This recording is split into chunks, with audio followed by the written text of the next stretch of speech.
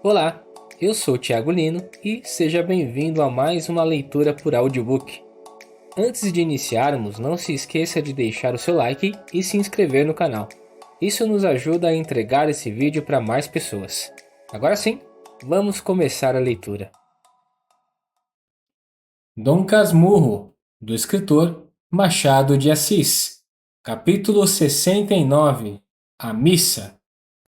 Um dos gestos que melhor exprimem a minha essência foi a devoção com que corri no domingo próximo ao ouvir missa em Santo Antônio dos Pobres. O agregado quis ir comigo e principiou a vestir-se, mas era tão lento nos suspensórios e nas presilhas que não pude esperar por ele. Demais, eu queria estar só. Senti a necessidade de evitar qualquer conversação que me desviasse o pensamento do fim a que ia e era reconciliar-me com Deus depois do que se passou no capítulo 67. Nem era só pedir-lhe perdão do pecado, era também agradecer o restabelecimento de minha mãe e, visto que digo tudo, fazê-lo renunciar ao pagamento da minha promessa. Jeová, posto que divino, ou por isso mesmo, é um Rothschild muito mais humano e não faz moratórias. Perdoa as dívidas integralmente, uma vez que o devedor queira deveras emendar a vida e cortar nas despesas. Ora, eu não queria outra coisa. Dali em diante, não faria mais promessas que não pudesse pagar e pagaria logo as que fizesse. Houve missa, ao levantar a Deus, agradeci a vida e saúde de minha mãe, depois pedi perdão do pecado e revelação da dívida e recebi a bênção final do oficiante como um ato solene de reconciliação. No fim, lembrou-me que a igreja estabeleceu no confessionário um cartório seguro e na confissão o mais autêntico dos instrumentos para o ajuste de contas morais entre o homem e Deus. Mas a minha incorrigível timidez me fechou essa porta certa. Receei não achar palavras com que dizer ao confessor o meu segredo. Como o homem muda! Hoje chego a publicá-lo. Capítulo 70. Depois da missa. Rezei ainda, persignei-me, fechei o livro de missa e caminhei para a porta. A gente não era muito, mas a igreja também não é grande e não pude sair logo, mas devagar. Havia homens e mulheres, velhos e moços, sedas e chitas, e provavelmente olhos feios e belos, mas eu não vi uns nem outros. Ia na direção da porta, com a onda, ouvindo as saudações e os cochichos. No adro, onde se fez claro, parei e olhei para todos. Vi então uma moça e um homem, que saíam da igreja e pararam. E a moça olhava para mim, falando ao homem, e o homem olhava para mim, ouvindo a moça. E chegaram-me estas palavras: Mas que queres? Queria saber dela. Papai pergunte. Era a sinhazinha Sancha, a companheira de colégio de Capitu, e queria notícias de minha mãe. O pai veio em mim, disse-lhe que estava restabelecida. Depois saímos, mostrou-me a casa dele e, como eu vinha na mesma direção, viemos juntos. Gurgel era homem de 40 anos ou pouco mais, com propensão a engrossar o ventre. Era muito obsequioso. Chegando à porta da casa, quis por força que eu fosse almoçar com ele. Obrigado, mamãe, espera-me. Manda-se lá um prato dizer que o senhor fica almoçando. Irá mais tarde. Venho outro dia. Sinhazinha Sancha, voltada para o pai, ouvia e esperava. Não era feia, só se lhe podia notar a semelhança do nariz, que também acabava grosso, mas há feições que tiram a graça de uns para dá-la a outros. Vestia simples. Gurgel era viúvo e morria pela filha. Como eu recusasse o almoço, quis que descansasse alguns minutos. Não pude recusar e subi. Quis saber a minha idade, os meus estudos, a minha fé, e dava-me conselhos para o caso de vir a ser padre. Disse-me o número do armazém, Rua da Quitanda. Enfim, despedi-me, veio ao patamar da escada, a filha deu-me recomendações para Capitu e para minha mãe. Da rua, olhei para cima, O pai estava à janela e fez-me um gesto largo de despedida.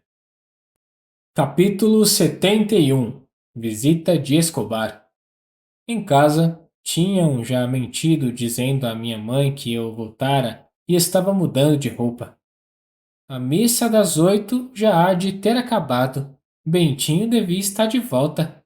Teria acontecido alguma coisa, Mano Cosme? Mandem ver. Assim falava ela, de minuto a minuto, mas eu entrei e comigo a tranquilidade. Era o dia das boas sensações. Escobar foi visitar-me e saber da saúde de minha mãe. Nunca me visitara até ali, nem as relações nossas estavam já tão estreitas como vieram a ser depois, mas, sabendo a razão da minha saída, 3 dias antes, aproveitou o domingo para ir ter comigo e perguntar se continuava o perigo ou não. Quando lhe disse que não, respirou. Tive receio, disse ele. Os outros souberam? Parece que sim, alguns souberam. Tio Cosme e José Dias gostaram do moço. O agregado disse-lhe que vira uma vez o pai no Rio de Janeiro. Escobar era muito polido e, conquanto falasse mais do que veio a falar depois ainda assim, não era tanto como os rapazes da nossa idade. Naquele dia, achei-o um pouco mais expansivo que de costume. Tio Cosme quis que jantasse conosco. Escobar refletiu um instante e acabou dizendo que o correspondente do pai esperava por ele. Eu, lembrando-me das palavras do Gurgel, repeti-as. Manda-se lá um preto dizer que o senhor janta aqui e irá depois. Tanto incômodo? Incômodo nenhum, interveio o tio Cosme. Escobar aceitou e jantou. Notei que os movimentos rápidos que tinha e dominava na aula também os dominava agora, na sala como na mesa. A hora que passou comigo foi de franca amizade. Mostrei-lhe os poucos livros que possuía. Gostou muito do retrato de meu pai. Depois de alguns instantes de contemplação, virou-se e disse-me: Vê-se que era um coração puro. Os olhos de Escobar, claros como já disse, eram dulcíssimos. Assim os definiu José Dias, depois que ele saiu, e mantenho esta palavra, apesar dos 40 anos que traz em cima de si. Nisto não houve exageração do agrado. A cara rapada mostrava uma pele alva e lisa. A testa é que era um pouso baixa, vindo à risca do cabelo, quase em cima da sobrancelha esquerda, mas tinha sempre a altura necessária para não afrontar as outras feições, nem diminuir a graça delas. Realmente era interessante de rosto, a boca fina e chocarreira, o nariz curvo e delgado. Tinha o cestro de sacudir o ombro direito de quando em quando e veio a perdê-lo desde que um de nós lhe notou um dia no seminário. Primeiro exemplo que vi de que um homem pode corrigir-se muito bem dos defeitos miúdos. Nunca deixei de sentir tal ou qual desvanecimento em que os meus amigos agradassem a todos. Em casa, ficaram querendo bem a Escobar. A mesma prima Justina achou que era um moço muito apreciável, apesar. Apesar de quê? Perguntou-lhe José Dias, vendo que ela não acabasse a frase. Não teve resposta, nem podia tê-lo. Prima Justina provavelmente não viu defeito claro ou importante do nosso hóspede. O, apesar, era uma espécie de ressalva para algum que lhe viesse a descobrir um dia. Ou então, foi obra de um uso velho, que levou a restringir onde não achara restrição. Escobar despediu-se logo depois de jantar e levá-lo à porta, onde esperamos a passagem de um ônibus. Disse-me que o armazém do correspondente era na Rua dos Pescadores e ficava aberto até às 9 horas. Ele é que se não queria demorar fora. Separamo-nos com muito afeto. Ele, de dentro do ônibus, ainda me disse adeus com a mão. Conservei-me à porta, a ver se, ao longe, ainda olharia para trás, mas não olhou. Que amigo é esse tamanho? Perguntou alguém de uma janela ao pé. Não preciso dizer que era Capitu. São coisas que se adivinham na vida, como nos livros, sejam romances, sejam histórias verdadeiras. Era Capitu, que nos espreitara desde algum tempo, por dentro da veneziana, e agora abrira inteiramente a janela e aparecera. Viu as nossas despedidas, tão rasgadas e afetuosas, e quis saber quem era que me merecia tanto. É o Escobar, disse eu, indo pôr-me embaixo da janela e olhar para cima. Capítulo 72. Uma reforma dramática. Nem eu, nem tu, nem ela, nem qualquer outra pessoa dessa história poderia responder mais. Tão certo é que o destino, como todos os dramaturgos, não anuncia as peripécias nem o desfecho. Eles chegam ao seu tempo, até que o pano cai, apagam-se as luzes e os espectadores vão dormir. Nesse gênero, há porventura alguma coisa que reformar, e eu proporia, como ensaio, que as peças começassem pelo fim. Otelo mataria a si e a Desdémona no primeiro ato. Os três seguintes seriam dados à ação lenta e decrescente do ciúme, e o último ficaria só com as cenas iniciais da ameaça dos turcos, as explicações de Otelo e Desdémona e o bom conselho do fim no lago. Mete dinheiro na bolsa. Desta maneira, o espectador, por um lado, acharia no teatro a charada habitual que os periódicos lhe dão, porque os últimos atos explicam o desfecho do primeiro, espécie de conceito, e, por outro lado, ia para a cama como uma boa impressão de ternura e de amor. Ela amou o que me afligira, eu amei a piedade dela. Capítulo 73. O Contra-regra. O destino não é só dramaturgo, é também o seu próprio contra-regra, isto é, designa a entrada dos personagens em cena, dá-lhes as cartas e os outros objetos e executa dentro os sinais correspondentes ao diálogo. Uma trovoada, um carro, um tiro. Quando eu era moço, representou-se aí, em não sei que teatro, um drama que acabar pelo juízo final. O princípio personagem era Asaverus, e no último quadro concluía um monólogo por esta exclamação: Ouço a trombeta do arcanjo. Não se ouviu trombeta nenhuma. Asaverus, eu envergonhado, repetiu a palavra, agora mais alto, para advertir o contra-regra, mas ainda nada. Então caminhou para o fundo, disfarçadamente trágico, mas efetivamente com o fim de falar ao bastidor e dizer em voz surda: Ó pisão, ó pisão, ó pisão.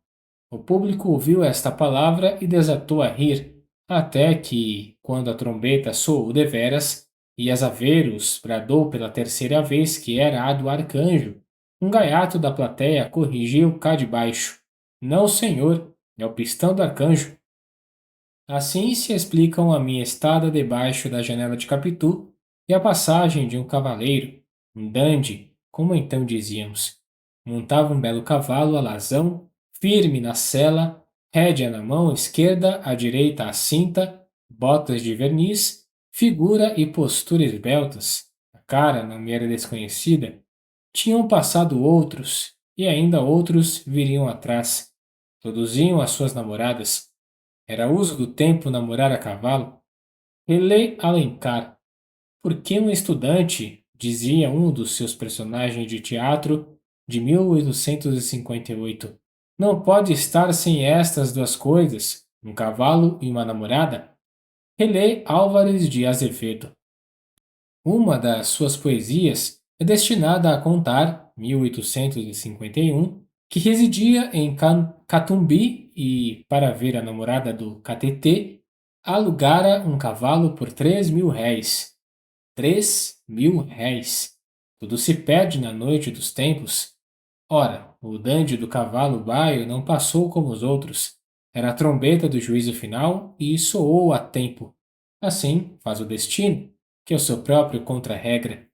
O cavaleiro não se contentou de ir andando, mas voltou a cabeça para o nosso lado, o lado de Capitu, e olhou para Capitu, e Capitu para ele. O cavalo andava, a cabeça do homem deixava-se ir voltando para trás. Tal foi o segundo dente de ciúme que me mordeu. A rigor, era natural admirar as belas figuras, mas aquele sujeito costumava passar ali às tardes, morava no antigo campo da aclamação e vão lá raciocinar com um coração de brasa, como era o meu. Nem disse nada a Capitu. Saí da rua à pressa, enfiei pelo meu corredor e, quando dei por mim, estava na sala de visitas. Capítulo 74. A Presilha. Na sala de visitas, tio Cosme e José Dias conversavam, um sentado, outro andando e parando. A vista de José Dias lembrou-me o que ele me dissera no seminário. Aquilo, enquanto não pegar algum peralta da vizinhança que case com ela, era certamente alusão ao cavaleiro. Tal recordação agravou a impressão que eu trazia da rua, mas não seria essa a palavra inconscientemente guardada que me dispôs a crer na malícia dos seus olhares? A vontade que tive foi pegar em José Dias pela gola, levá-lo ao corredor e perguntar-lhe se falara de verdade ou por hipótese. Mas José Dias, que parara ao ver-me entrar, continuou a andar e a falar. Eu, impaciente, queria ir à casa ao pé. Imaginava que Capitu saísse da janela assustada e não tardasse a aparecer para indagar e explicar. E os dois falavam até que tio Cosme ergueu-se para ir ver a doente e José Dias veio ter comigo ao vão da outra janela. Ao instante tinha eu desejo de lhe perguntar o que havia entre Capitu e os peraltas do bairro. Agora, imaginando que vinha justamente dizer-me, fiquei com medo de ouvi-lo, estapar-lhe a boca. José Dias viu no meu rosto algum sinal diferente da expressão habitual e perguntou-me com interesse: Que é, Bentinho? Para não fitá-lo, deixei cair os olhos. Os olhos, caindo, viram que uma das presilhas das calças do agregado estava desabotoada e, como ele insistisse em saber o que é que eu tinha, respondi apontando com o dedo. Olha a presilha. Abotoe a presilha. José Dias inclinou-se, eu saí correndo. Capítulo 75. O desespero. Escapei ao agregado. Escapei a minha mãe, não indo ao quarto dela, mas não escapei a mim mesmo. Corri ao meu quarto e entrei atrás de mim. Eu falava-me, eu perseguia-me, eu atirava-me à cama e rolava comigo, e chorava e abafava os soluços com a ponta do lençol. Jurei não ir ver Capitu aquela tarde, nem nunca mais, e fazer-me padre de uma vez. Via-me já ordenado, diante dela, que choraria de arrependimento e me pediria perdão, mas eu, frio e sereno, não teria mais que desprezo, muito desprezo, voltava-lhe as costas, chamava-lhe perversa. Duas vezes dei por mim, mordendo os dentes, como se a tivesse entre eles.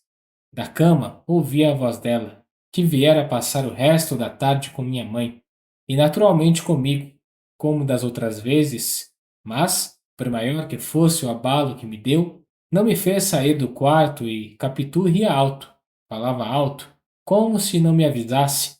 Eu continuei surdo, a sós comigo e o meu desprezo. A vontade que me dava era cravar-lhe as unhas no pescoço, enterrá-las bem, até ver-lhe sair a vida com sangue. Capítulo 76. Explicação.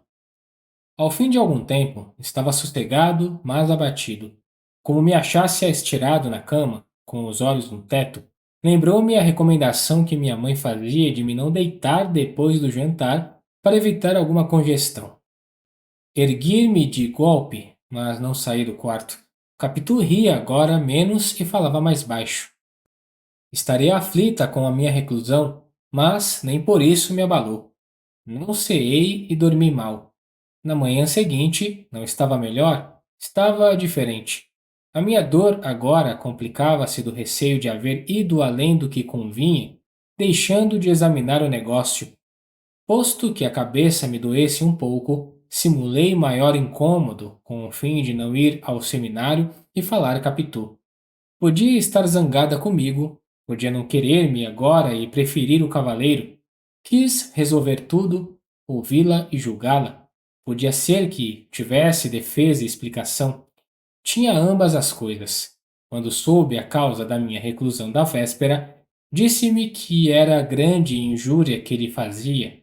Não podia crer que depois da nossa troca de juramentos, tão leviana a julgasse que pudesse crer, e aqui romperam-lhe lágrimas, e fez um gesto de separação. Mas eu acudi de pronto, peguei-lhe das mãos e beijei-a com tanta alma e calor que a senti estremecer. Enxugou os olhos com os dedos, e eu os beijei de novo, por eles e pelas lágrimas. Depois suspirou, depois abanou a cabeça. Confessou-me que não conhecia o rapaz senão como os outros que ali passavam as tardes, a cavalo ou a pé. Se olhara para ele, era prova exatamente de não haver nada entre ambos. Se houvesse, era natural dissimular. E que poderia haver se ele vai casar? Concluiu. Vai casar? Ia casar, disse-me com quem? Com uma moça da Rua dos Barbonos. Esta razão quadrou-me mais que tudo, e ela sentiu o meu gesto. Nem por isso deixou de dizer que, para evitar nova equivocação, deixaria de ir mais à janela. Não, não, não, não lhe peço isso. Consentiu em retirar a promessa, mas fez outra, e foi que, a primeira suspeita da minha parte, tudo estaria dissolvido entre nós. Aceitei a ameaça e jurei que nunca a haveria de cumprir. Era a primeira suspeita e a última. Capítulo 77. Prazer das dores velhas.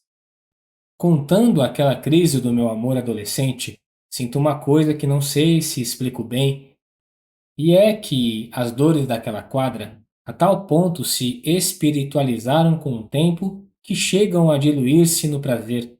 Não é claro isso, mas nem tudo é claro na vida ou nos livros.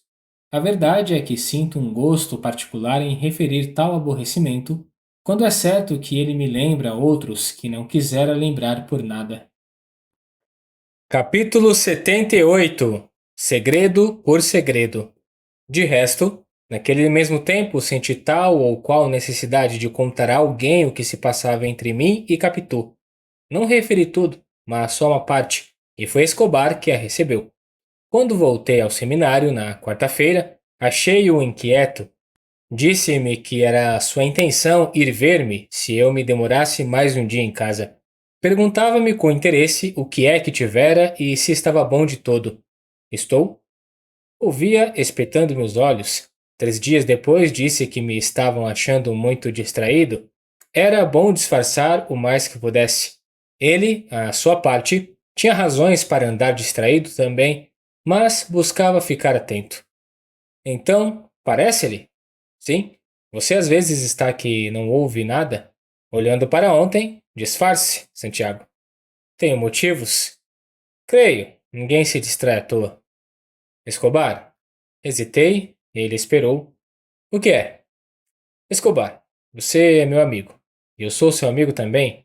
Aqui ao seminário você é a pessoa que mais me tem entrado no coração, e lá fora, a não ser a gente da família, não tenho propriamente um amigo.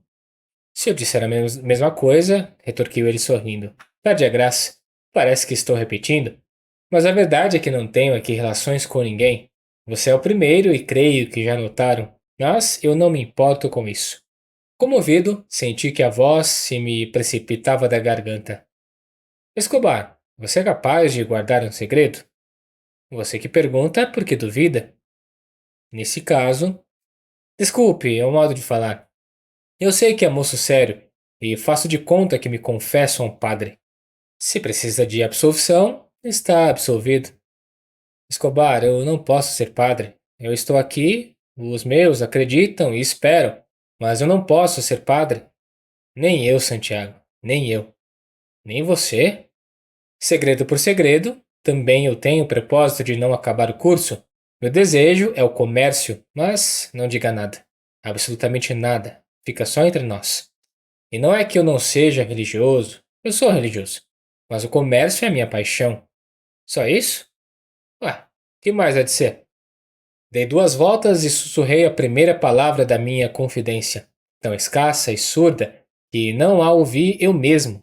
Sei, porém, que disse uma pessoa com reticência. Uma pessoa? Não foi preciso mais para que ele entendesse. Uma pessoa devia ser uma moça.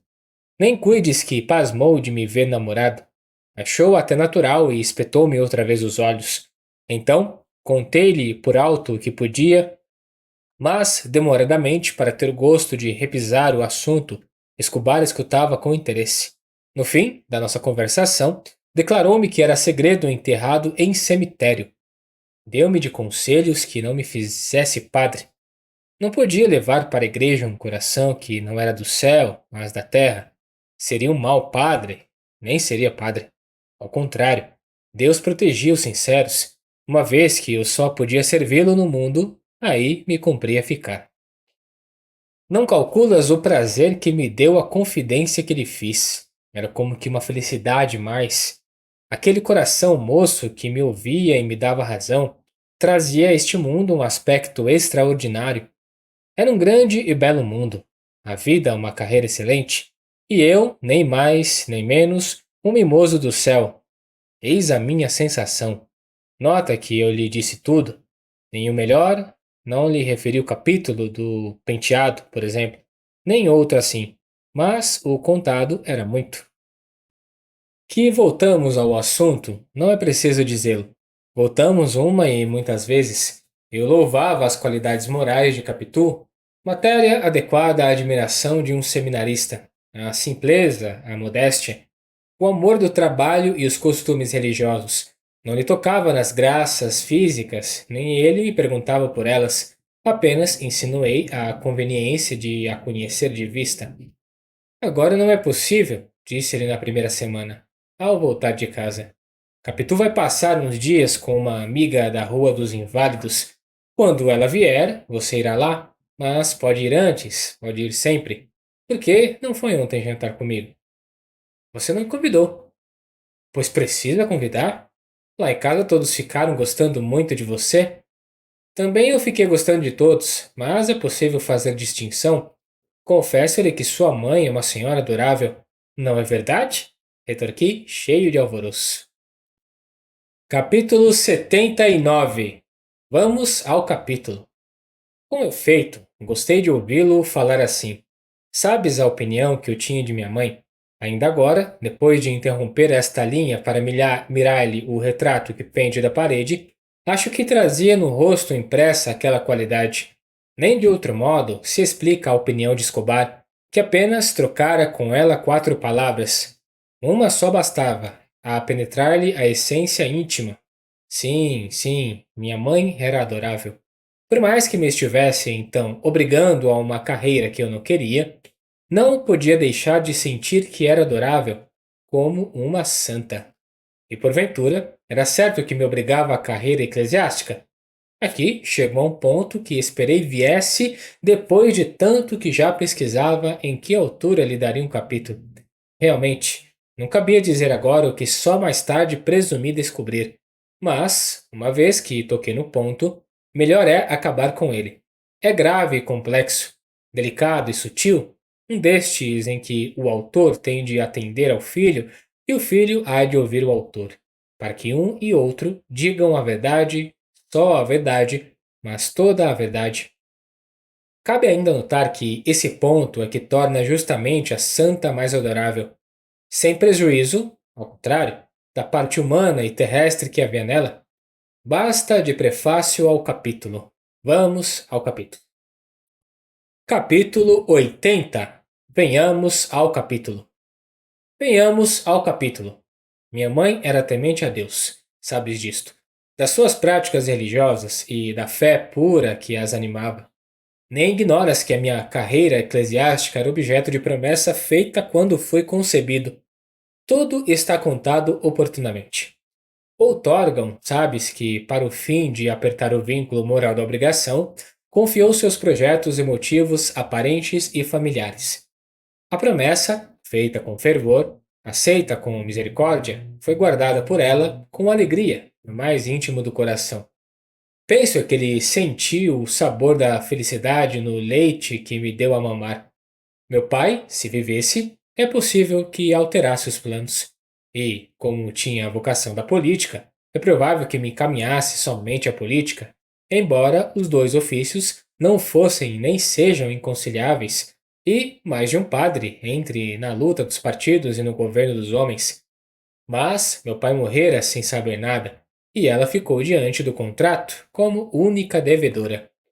Um dos aforismos de Franklin é que, para quem tem de pagar na Páscoa, a quaresma é curta.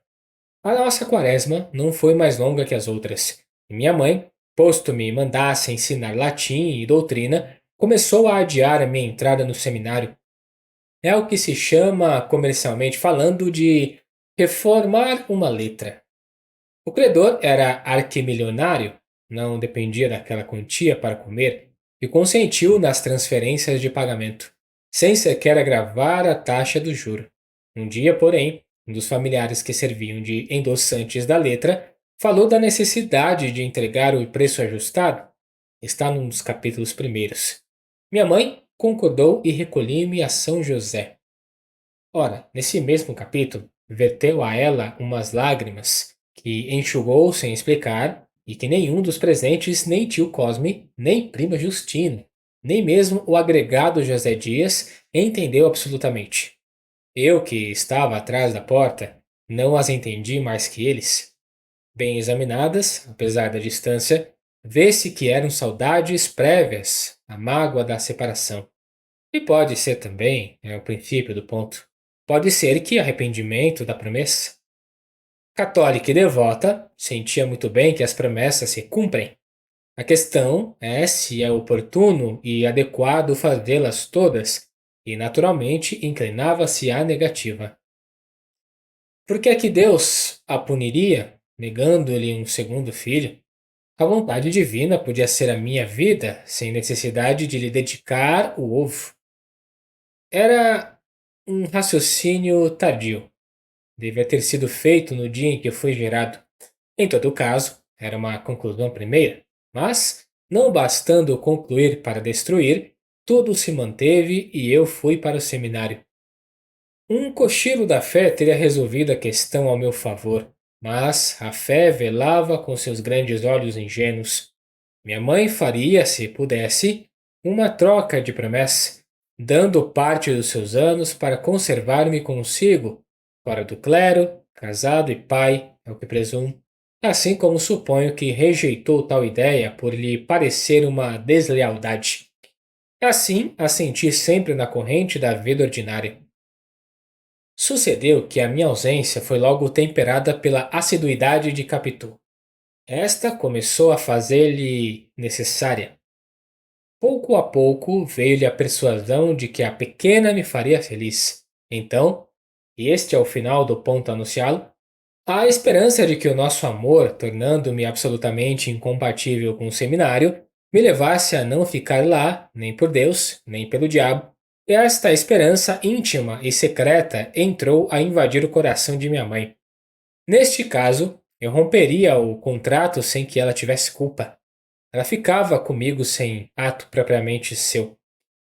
Era como se, tendo confiado a alguém a importância de uma dívida para levá-la ao credor, o portador guardasse o dinheiro consigo e não levasse nada. Na vida comum, o ato de terceiro não desobriga o contratante, mas a vantagem de contratar com o céu é que a intenção é o que vale o dinheiro. Hás de ter tido conflitos parecidos com esse, e se és religioso, haverás buscado alguma vez conciliar o céu e a terra por modo idêntico ou análogo.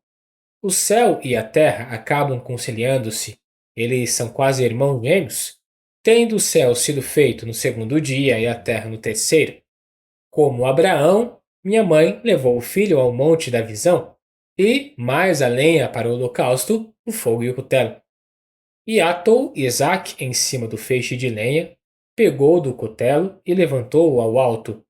No momento de fazê-lo cair, ouve a voz do anjo que lhe ordena da parte do Senhor: Não faças mal algum ao teu filho.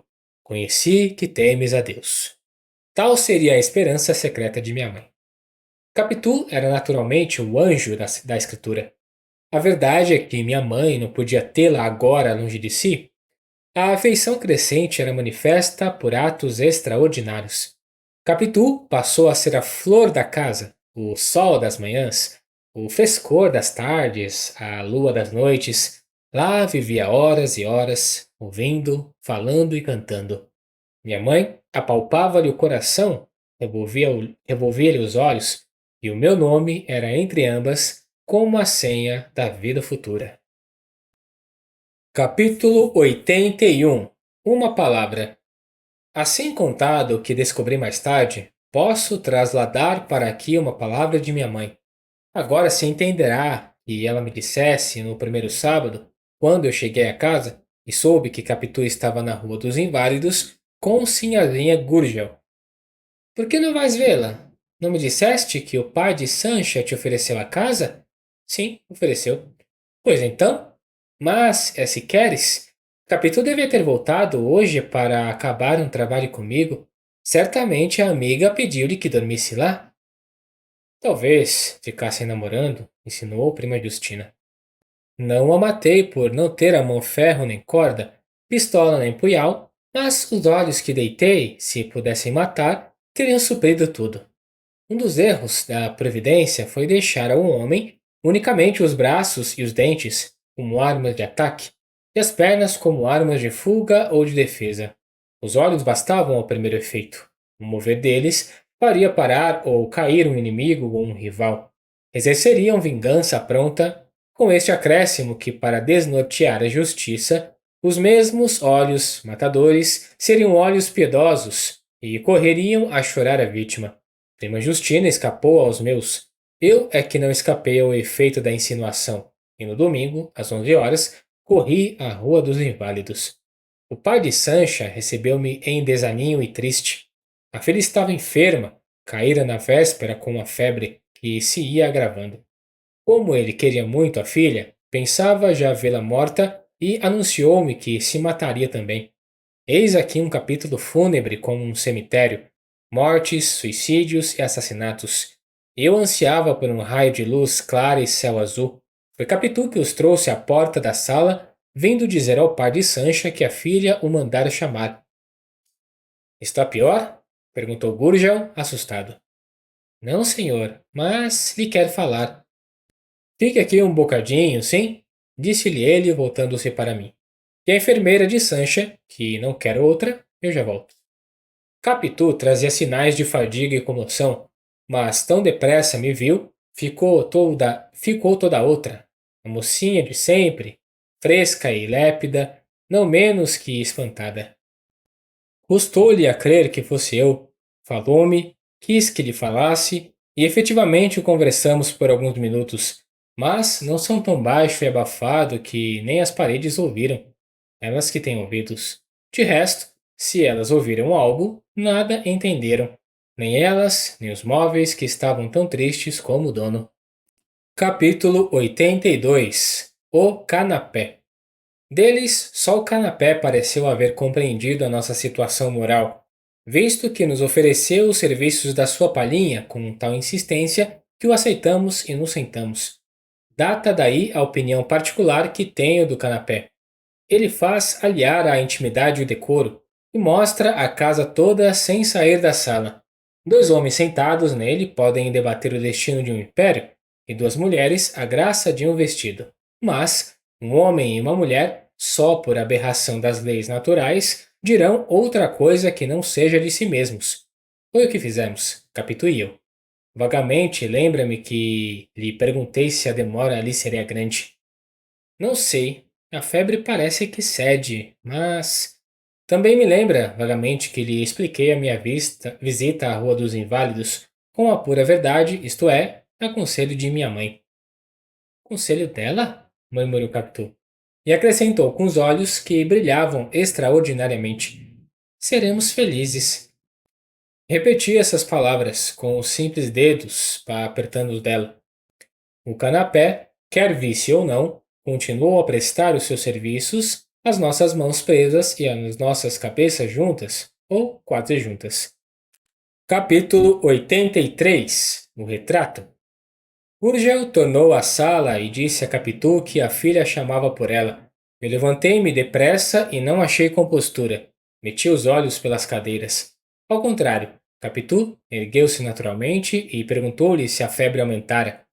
Não, disse ele. Nem sobressalto, nem nada. Nenhum ar de mistério da parte de Capitu. Voltou-se para mim e disse-me que levasse lembranças à minha mãe e à prima Justina, e que, até breve, estendeu-me a mão e enfiou pelo corredor. Todas as minhas invejas foram com ela. Como era possível que Capitu se governasse tão facilmente e eu não? Está uma moça, observou Gurgel, olhando também para ela. Murmurei que sim. Na verdade, Capitu ia crescendo as carreiras, as formas arredondavam-se e avigoravam-se com grande intensidade moralmente a mesma coisa. Era mulher por dentro e por fora, mulher à direita e à esquerda, mulher por todos os lados, e desde os pés até a cabeça. Esse arvorecer era mais apressado, agora que o havia de dias e dias. De cada vez que vinha à casa, achava-a mais alta e mais cheia, os olhos pareciam ter outra reflexão, e a boca outro império. Gurgel, voltando-se para a parede da sala, onde pendia um retrato de moça, perguntou-me se Capitu era parecida com o retrato. Um dos costumes da minha vida foi sempre concordar com a opinião provável do meu interlocutor, desde que a matéria não me agrava, aborrece ou impõe. Antes de examinar se efetivamente Capitu era parecida com um retrato, fui respondendo que sim. Então ele disse que era o retrato da mulher dele e que as pessoas que a conheceram diziam a mesma coisa. Também achava que as feições eram semelhantes, a testa principalmente e os olhos. Quanto ao gênio, era um, pareciam irmãs.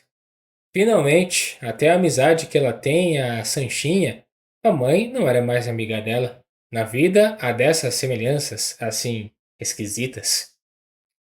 Capítulo 84. Chamado. No saguão e na rua, examinei ainda comigo se efetivamente ele teria desconfiado alguma coisa, mas achei que não e pus-me a andar.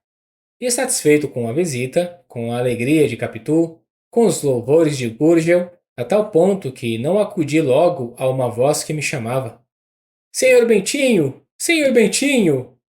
Só depois que a voz cresceu e o dono dela chegou à porta é que eu parei e vi o que era e onde estava. Estava já na rua de Mata-Cavalos. A casa era uma loja de louça, escassa e pobre. Tinha as portas meio cerradas e a pessoa que me chamava era um pobre homem grisalho e mal vestido. Senhor Bentinho, disse-me ele chorando. Sabe que meu filho Manduca morreu? Morreu? Morreu há meia hora. Enterra-se amanhã. Mandei recado à sua mãe agora mesmo. Se ela fez-me a caridade de mandar algumas flores para botar no caixão. Meu pobre filho. Tinha de morrer e foi bom que morresse, coitado. Mas, apesar de tudo, sempre dói. Que vida que ele teve! Um dia destes ainda se lembrou do senhor e perguntou se estava no seminário. Quer vê-lo? Entre, ande vê-lo. Custa-me dizer isto, mas antes peque por excessivo que por diminuto. Quis responder que não queria ver o Manduca, e fiz até um gesto para fugir. Não era medo. Noutra ocasião, pode ser até que entrasse com facilidade e curiosidade, mas agora ia tão contente. Ver um defunto ao voltar de uma namorada, há coisas que não se ajustam nem combinam.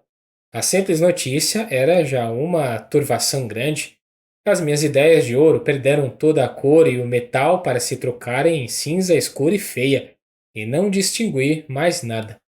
Penso que cheguei a dizer que tinha pressa, mas provavelmente não falei por palavras claras, nem sequer humanas, porque ele, encostado ao portal, abria-me espaço com um gesto, e eu, sem alma para entrar nem fugir, deixei ao corpo fazer o que pudesse, e o corpo acabou entrando. Eu não culpo o homem. Para ele, a coisa mais importante do momento era o filho. Mas também não me culpem. Para mim, a coisa mais importante era Capitu. O mal que os dois casos se conjugassem na mesma tarde e que a morte de um viesse meter o nariz na vida do outro. Eis o mal todo.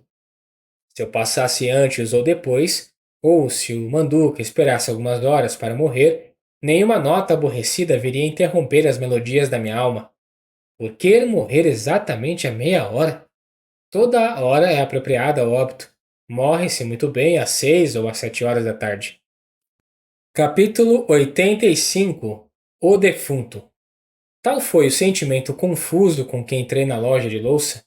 A loja era escura e o interior da casa menos luz tinha, agora que as janelas da área estavam cerradas. A um canto da sala de jantar, vi a mãe chorando.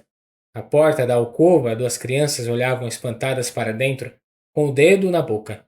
O cadáver jazia na cama. A cama. Suspendamos a pena e vamos à janela espairecer a memória. Realmente, o quadro era feio. Já pela morte, já pelo defunto, que era horrível. Isto aqui, sim, é outra coisa. Tudo que vejo lá fora respira vida. A cabra que rumina ao pé de uma carroça, a galinha que marisca no chão da rua, o trem da estrada central que bufa, assobia, fumega e passa, a palmeira que investe para o céu e, finalmente, aquela torre de igreja. Apesar de não ter músculos, tem folhagem. Um rapaz que, ali no beco, empina um papagaio de papel, não morreu nem morre. O rosto também se chama Manduca. Verdade é que o outro Manduca era mais velho. Teria 18 ou 19 anos, mas tanto lhe daria 15 como 22. A cara não permitia trazer a idade à vista, antes a escondia nas dobras da. Vá, diga-se tudo, é morto. Os seus parentes são mortos. Se existe algum, não é em tal evidência que se veste ou doa. Diga-se tudo, Manduca padecia de uma cruel enfermidade, nada menos que a lepra. Vivo era feio, morto me pareceu horrível. Quando eu vi, estendido na cama, o triste corpo daquele meu vizinho, fiquei apavorado e desviei os olhos. Não sei que mão oculta me compeliu a olhar outra vez, ainda que fugida. Cedi, olhei, tornei a olhar, até que recuei de todo e saí do quarto. Padeceu muito, suspirou o pai. Coitado de Manduca, soluçava a mãe. Eu cuidei de sair, disse que era esperado em casa e me despedi. O pai perguntou-me se lhe faria o favor de ir ao enterro. Respondi com a verdade, que não sabia. Faria o que minha mãe quisesse. E rápido saí, atravessei a loja e saltei a rua. Capítulo 86. Amai, rapazes! Era tão perto que antes de 3 minutos me achei em casa. Parei no corredor a tomar fôlego, buscava esquecer o defunto, pálido e disforme, e o mais que não disse para não dar a estas páginas um aspecto repugnante, mas podes imaginá-lo. Tudo arredei da vista. Em poucos segundos, bastou-me pensar na outra casa e mais na vida e na cara fresca e lépida de Capitu.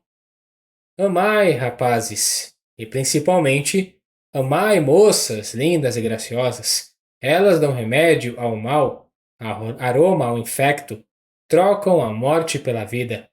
Amai, rapazes. Capítulo 87. A sede. Chegara ao último degrau, e uma ideia me entrou no cérebro, como se estivesse a esperar por mim, entre as grades da cancela. Ouvi de memória as palavras do pai de Manduca pedindo-me que fosse ao enterro no dia seguinte. Parei no degrau, refleti um instante. Sim, podia ir ao enterro. Pediria à minha mãe que me alugasse um carro. Não cuidei que era o desejo de andar de carro, por mais que tivesse o gosto da condução. Em pequeno, lembra-me que ia assim muitas vezes com minha mãe às visitas de amizade ou de cerimônia e à missa, se chovia. Era uma velha sege de meu pai, e ela conservou o mais que pôde. O cocheiro, que era nosso escravo, tão velho como a sege, quando me via à porta vestido, esperando minha mãe, dizia-me rindo: Pai João vai levar nhonhô? E era raro que eu não lhe recomendasse: João, demora muito as bestas, vai devagar. E a Glória não gosta, mas demora. Fica entendido que era para saborear a sege, não pela vaidade, porque ela não permitia ver as pessoas que iam dentro. Era uma velha sege obsoleta, de 2 rodas, estreita e curta, com 2 cortinas de couro na frente, que corriam para os lados quando era preciso entrar ou sair. Cada cortina tinha um óculo de vidro, por onde eu gostava de espiar para fora. Senta, Bentinho! Deixa espiar, mamãe. E em pé, quando era menor, metia a cara no vidro e via o cocheiro com as suas grandes botas escanchado na mula da esquerda e segurando a rédea da outra. Na mão levava o chicote grosso e comprido. Tudo incômodo, as botas, o chicote e as mulas, mas ele gostava e eu também. Dos lados via passar as casas, lojas ou não, abertas ou fechadas, com gente ou sem ela, e na rua as pessoas que iam e vinham ou atravessavam diante da sege, com grandes pernadas ou passos miúdos. Quando havia impedido de gente ou de animais, a sege parava e então o espetáculo era particularmente interessante. As pessoas paradas na calçada ou à porta das casas olhavam para a sege e falavam entre si, naturalmente, sobre quem iria dentro. Quando fui crescendo em idade, imaginei que adivinhavam e diziam: é aquela senhora da rua de Mata-Cavalos que tem um filho, Bentinho. A sege ia tanto com a vida recôndita de minha mãe, que, quando já não havia nenhuma outra, continuamos a andar nela, e era conhecida na rua e no bairro pela seja antiga. Afinal, minha mãe consentiu em deixá-la, sem a vender logo. Só abriu mão dela porque as despesas de cocheira a obrigaram a isso. A razão de aguardar inútil foi exclusivamente sentimental. Era a lembrança do marido. Tudo que vinha de meu pai era conservado como um pedaço dele, um resto da pessoa, a mesma alma integral e pura.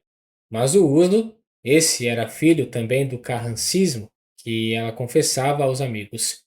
Minha mãe exprimia bem a fidelidade aos velhos hábitos, velhas maneiras, velhas ideias, velhas modas.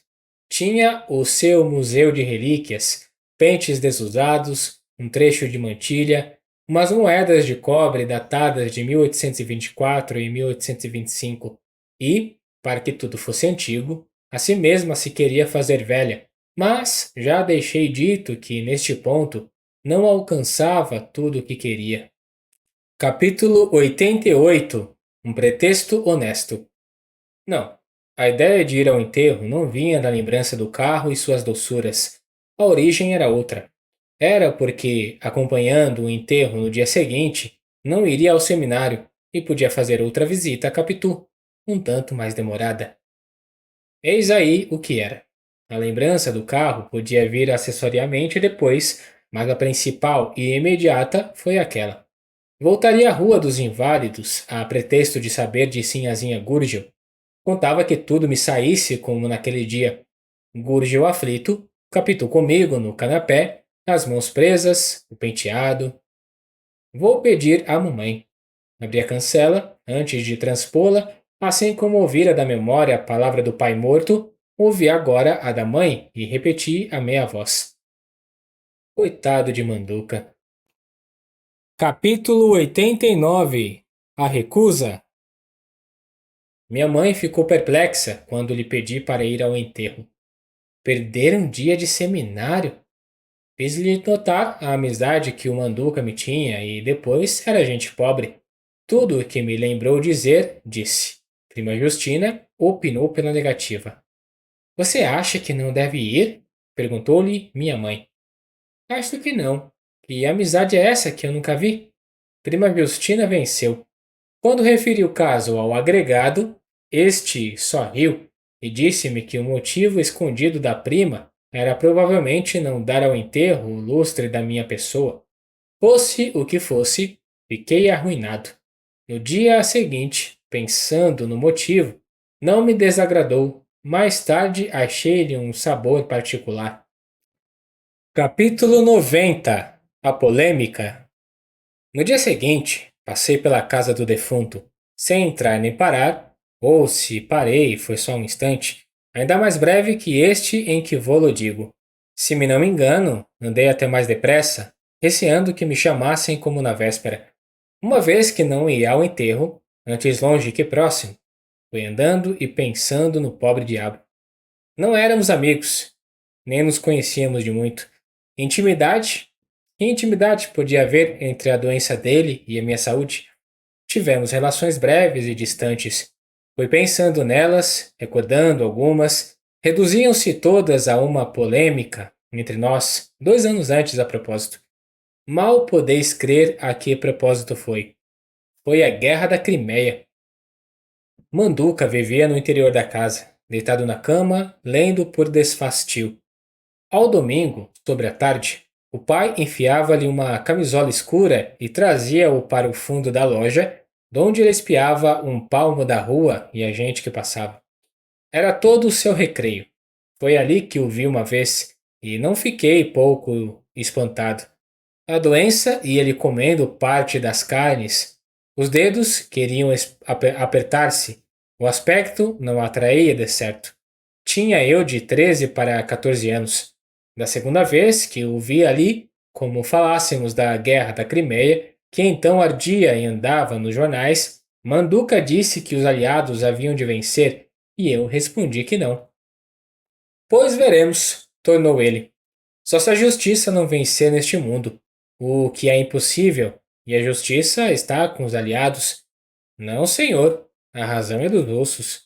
Naturalmente, íamos com o que nos diziam os jornais da cidade, transcrevendo-os de fora, mas pode ser também que cada um de nós tivesse a opinião do seu temperamento. Fui sempre um tanto moscovita nas minhas ideias. Defendi o direito da Rússia.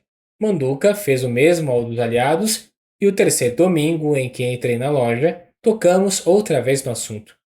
Então Manduca propôs que trocássemos a argumentação por escrito, e na terça ou quarta-feira recebi 2 folhas de papel contendo a exposição e a defesa do direito dos aliados e da integridade da Turquia, concluindo por esta frase profética: Os russos não hão de entrar em Constantinopla. Lia e meti-me a refutá-la. Não me recorda um só dos argumentos que empreguei, nem talvez interesse conhecê-los. Agora que o século está a expirar, mas a ideia que me ficou deles é que eram irrespondíveis. Fui eu mesmo levar-lhe o mesmo papel. Fizeram-me entrar na alcova, onde ele jazia estirado na cama, mal coberto por uma colcha de retalhos. O gosto da polêmica ou qualquer outra causa que não alcanço não me deixou sentir toda a repugnância que saía da cama e do doente, e o prazer com que lhe dei o papel foi sincero. Manduca, pela sua parte, por mais nojosa que tivesse então a cara, o sorriso que a acendeu dissimulou o mal físico. A convicção com que me recebeu o papel e disse que ia ler e responderia é que não tem palavras nossas nem alheias que a digam de todo e com verdade. Não era exaltada, não era ruidosa, não tinha gestos, nem a moléstia os permitiria. Era simples, grande, profunda, um gozo infinito de vitória antes de saber os meus argumentos. Tinha já papel, pena e tinta ao pé da cama. Dias depois recebi a réplica. Não me lembra se trazia coisas novas ou não. O calor é que crescia e o final era o mesmo. Os russos não hão de entrar em Constantinopla. Trepliquei, e daí continuou por algum tempo uma polêmica ardente, em que nenhum de nós cedia, defendendo cada um os seus clientes com força e brio. Manduca era mais longo e pronto que eu. Naturalmente, a mim sobravam 1000 coisas que distraíam: o estudo, os recreios, a família e a própria saúde que me chamava a outros exercícios. Manduca, salvo o palmo de rua ao domingo de tarde, tinha só esta guerra, assunto da cidade e do mundo, mas que ninguém ia tratar com ele. O acaso dera-lhe em mim um adversário. Ele, que tinha gosto à escrita, deitou-se ao debate como a um remédio novo e radical.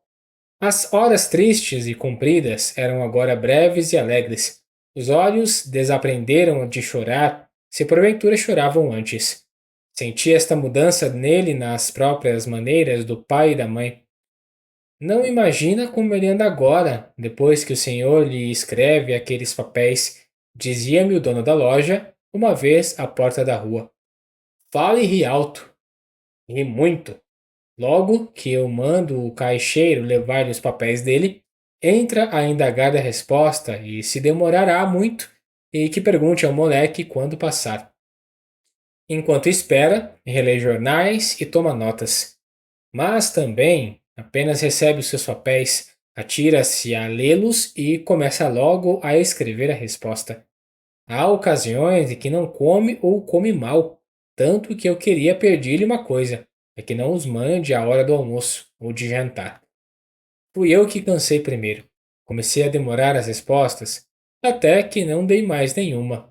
Ele ainda teimou 2 ou 3 vezes depois do meu silêncio, mas, não recebendo contestação alguma, por fadiga também ou por não aborrecer, acabou de todo com as suas apologias. A última, como a primeira, como todas, na verdade, afirmava a mesma predição eterna. Os russos não hão de entrar em Constantinopla. Não entraram, efetivamente. Nem então, nem depois, nem até agora. Mas a predição será eterna? Não chegarão a entrar algum dia? Problema difícil. O próprio Manduca, para entrar na sepultura, gastou 3 anos de dissolução. Tão certo é que a natureza, como a história, não se faz brincando. A vida dele resistiu como a Turquia. Se afinal cedeu, foi porque lhe faltou uma aliança como a anglo-francesa, não se podendo considerar tal o simples acordo da medicina e da farmácia. Morreu afinal, como os estados morrem. No nosso caso particular, a questão é saber não se a Turquia morrerá, porque a morte não poupa ninguém, mas se os russos entrarão algum dia em Constantinopla. Essa sim era a questão para o meu vizinho leproso, debaixo da triste rota infecta a colcha de retalhos. Capítulo 91. Achado que consola. É claro que as reflexões que aí deixo não foram feitas então a caminho do seminário, mas agora no gabinete do Engenho Novo. Então, não fiz propriamente nenhuma, a não ser esta, que servi de alívio um dia ao meu vizinho Manduca. Hoje, pensando melhor, acho que não só servi de alívio, mas até lhe dei felicidade. E o achado me consola. E agora não esquecerei mais que dei 2 ou 3 meses de felicidade a um pobre diabo, fazendo-lhe esquecer o mal e o resto. É alguma coisa na liquidação da minha vida. Se há no outro mundo tal ou qual prêmio para as virtudes sem intenção, esta pagará 1 ou 2 dos meus muitos pecados. Quanto ao Manduca, não creio que fosse pecado opinar contra a Rússia, mas se era, ele estará purgando há 40 anos a felicidade que alcançou em 2 ou 3 meses, donde concluirá, já tarde, que era ainda melhor haver gemido somente, sem opinar coisa nenhuma. Capítulo 92. O diabo não é tão feio como se pinta. Manduca enterrou-se sem mim. A muitos outros aconteceu a mesma coisa, sem que eu sentisse nada, mas este caso afligiu-me particularmente pela razão dita. Também senti que não sei que melancolia ao recordar a primeira polêmica da vida, o gosto com que ele recebia os meus papéis e se propunha a refutá-los, não contando o gosto do carro. Mas o tempo apagou depressa todas essas saudades e ressurreições. Nem foi só ele, 2 pessoas vieram ajudá-lo. Capitu, cuja imagem dormiu comigo na mesma noite, e outra que direi no capítulo que vem. O resto deste capítulo é só para pedir que, se alguém tiver de ler o meu livro com alguma atenção mais da que lhe exigir o preço do exemplar, não deixe de concluir que o diabo não é tão feio como se pinta. Quero dizer, quero dizer que o meu vizinho de Matacavalos, temperando o mal com a opinião antirrussa, dava à podridão das suas carnes um reflexo espiritual que as consolava. Há consolações maiores, de certo, e uma das mais excelentes é não padecer esse nem outro mal algum, mas a natureza é tão divina que se diverte com tais contrastes, e ao mais nojento, o mais aflito acena como uma flor. E talvez saia assim a flor mais bela.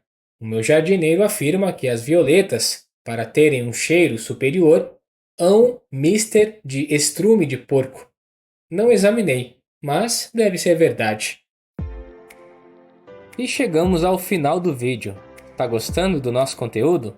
Então não se esqueça de deixar o seu like, se inscrever no canal e coloca aqui nos comentários o que está achando da história. Aproveita para dizer qual outro audiobook você gostaria de encontrar aqui no canal. Muito obrigado por nos ouvir e nos vemos na próxima. Tchau!